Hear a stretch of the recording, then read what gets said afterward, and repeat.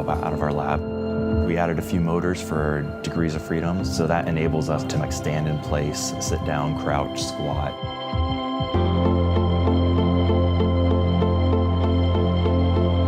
We've had to upgrade pretty much everything from Atrius to get the size down. We've had to build a lithium-ion battery pack. We looked around to having people build it for us, and the two markets for that really exist in electric vehicles and home backup power, and those are both just way too large for our applications. We did a lot of our own custom designs for Cassie because we didn't have access to off-the-shelf components that performed as well as we could perform ourselves. We're doing something that no one really knows how to do yet, and by doing it, we're learning what's correct. We're learning what the right answers are. There are a lot of robots out there that will take one step and put one step in front of the other, but they take a huge amount of energy to do it, or any small disturbance. These robots that are just sort of demonstrations will fall over or fail. There's only a few robots that are even close to Cassie as far as being able to dynamically walk around. Having only 2 legs is a much more complicated problem that we don't fully understand yet as compared to 4 legs. You know, a biped, and you can think of a 2-legged table, is not going to be very stable, so there's a lot you have to do there. You really have to move your feet around. If you think about any sort of disaster scenario where they say, do we have any robots that can go into this space? The answer is always, not yet.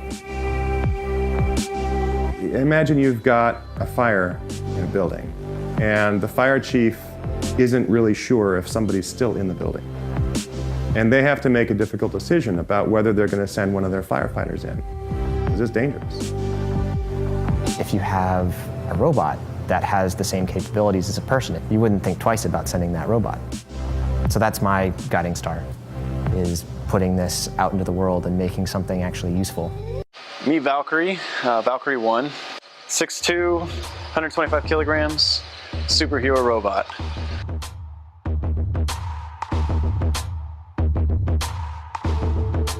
We really wanted to design the appearance of this robot to be one that was just, when you saw it, you're gonna be like, wow, that's awesome.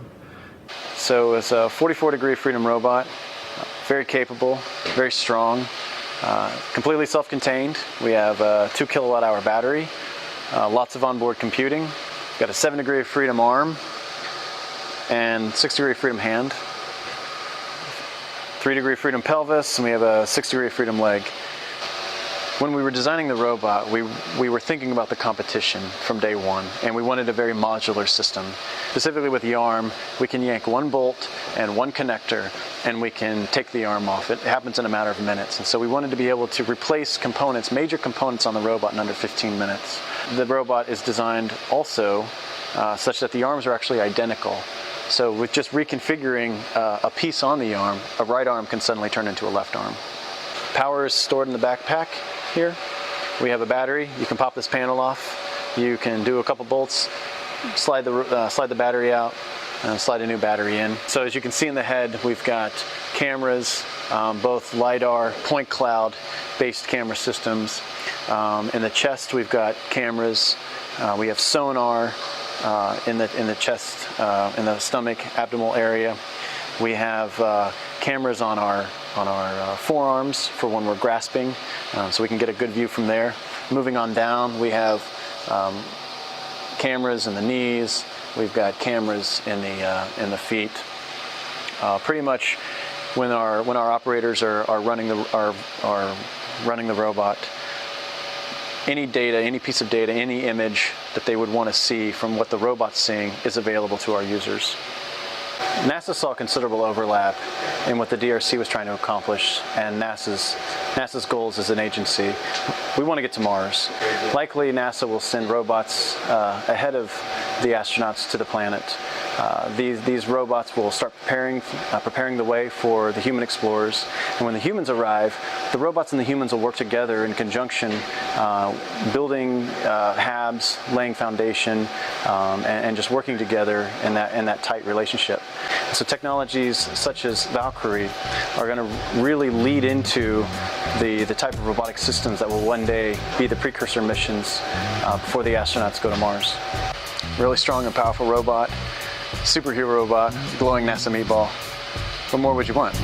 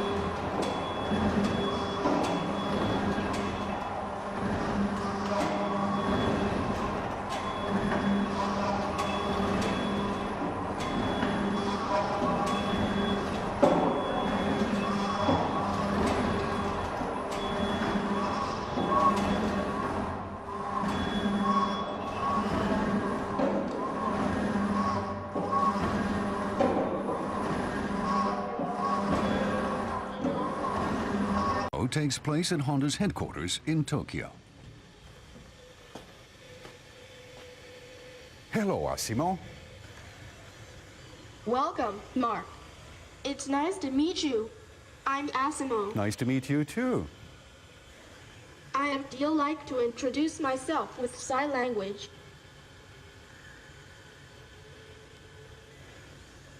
My name is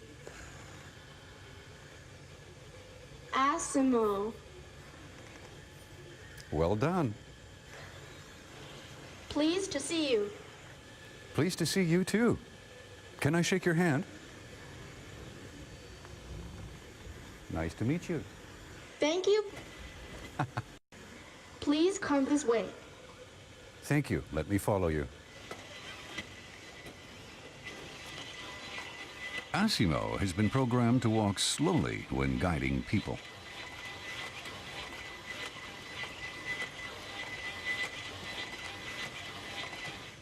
Let's play soccer. I'd love to play soccer with you. By the way, you also played soccer with Barack Obama, didn't you?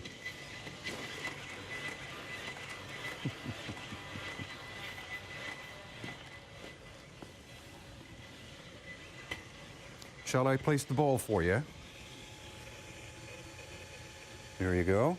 Now I'll go over here and wait for your kick. Okay.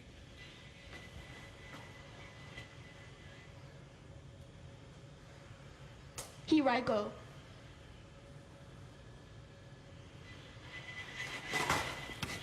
Oh, nice kick, Asimo. Asimo, let's do this again. This time, I'm going to put the ball in a different place.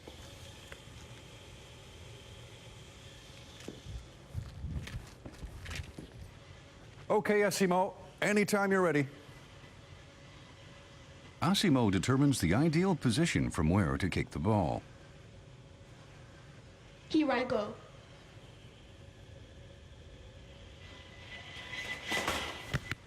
Wow, you knew exactly where the ball was.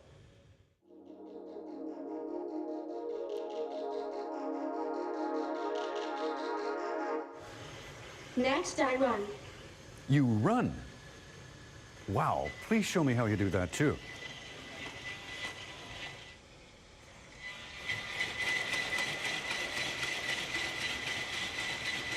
It runs fast, and it keeps its balance. Next, Asimo demonstrates its ability to jump on one foot. Its hip, knee, and ankle joints work together to perfectly absorb the impact of every jump.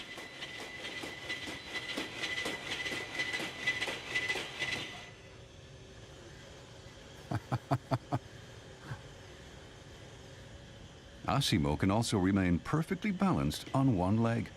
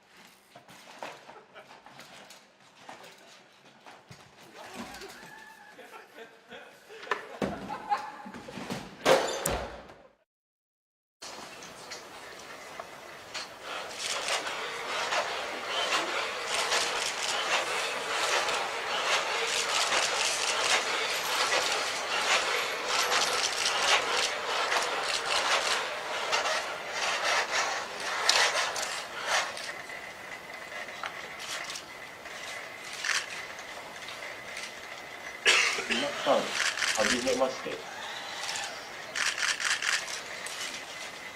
私は川田工業と産総研で共同開発されたロボット ACRT4 です。まず最初に私のハードウェアの特徴をお見せします。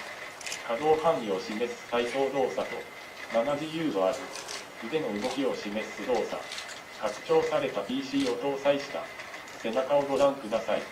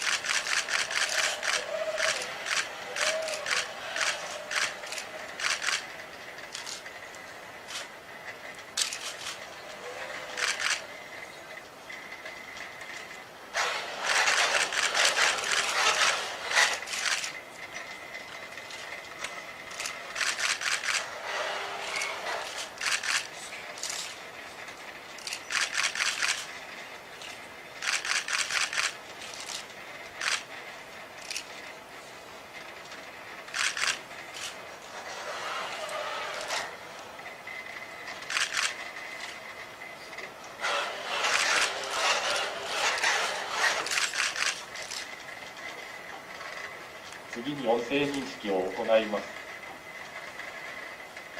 右足を前に。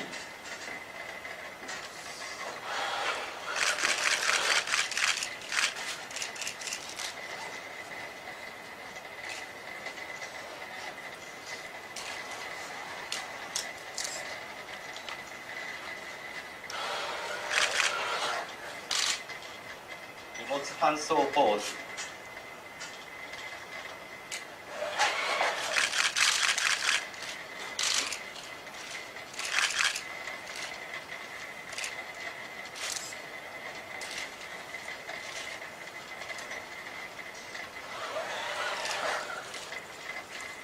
手の甲を見せて。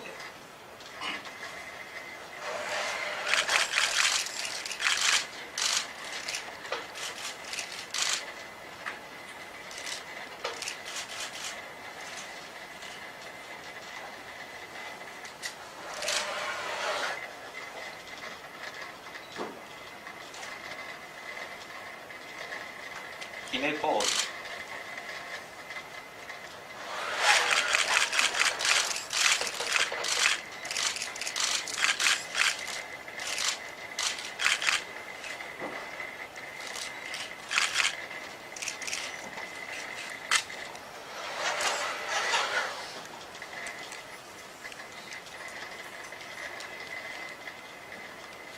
前後に歩いて。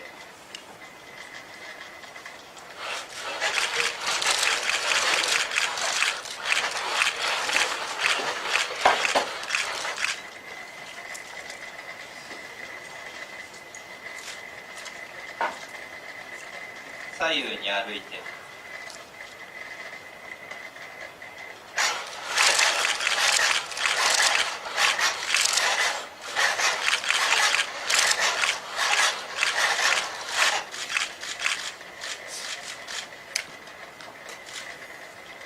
音声認識を終了します。